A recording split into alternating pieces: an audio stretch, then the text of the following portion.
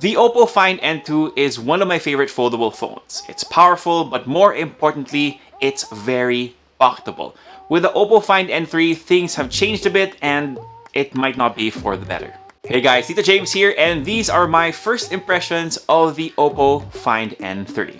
If you're curious to see what's inside the box, do consider following us on TikTok where we posted our unboxing for OPPO's newest foldables. But for now, let's jump into one of the biggest changes for the OPPO Find N3, its form factor.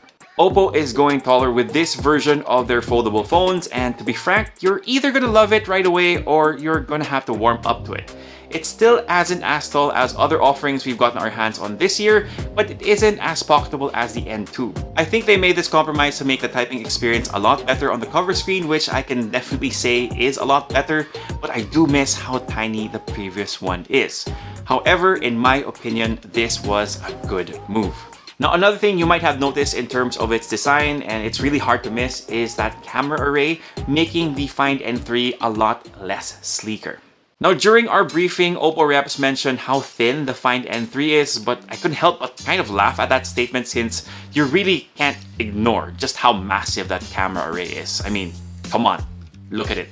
It's huge. Now, to give you guys some context, I've been using the OPPO Find X6 Pro as my work phone, which also has a massive camera array, but the one on the N3, I don't know, it just sticks out like a sore thumb. It's really hard to ignore. It's just one of my pain points with that foldable phone. In fact, Leia says it's kind of like a pimple. No matter how smooth the rest of your skin is, that's all you see. Speaking of skin, there are two color variants for the OPPO Find N3. The one that I have right now is black and it comes with a vegan leather finish if that's your thing.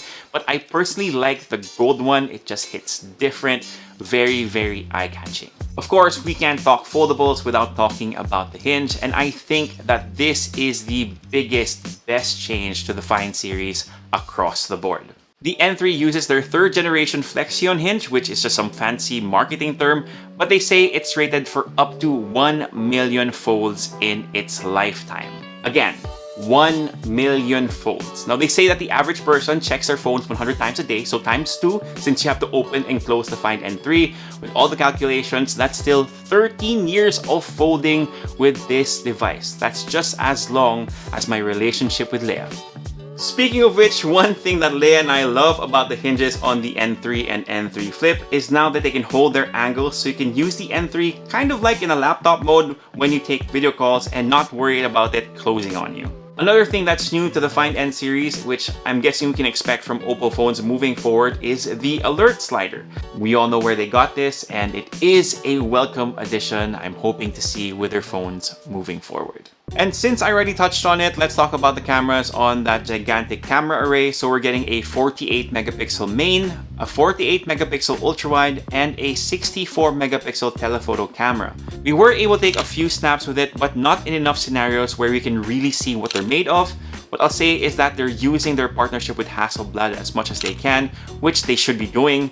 Pro XDR does a lot of heavy lifting, plus you get a ton of awesome filters to give your shots a different vibe.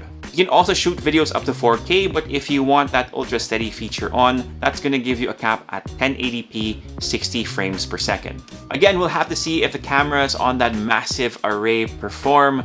I just really can't get over how big it is.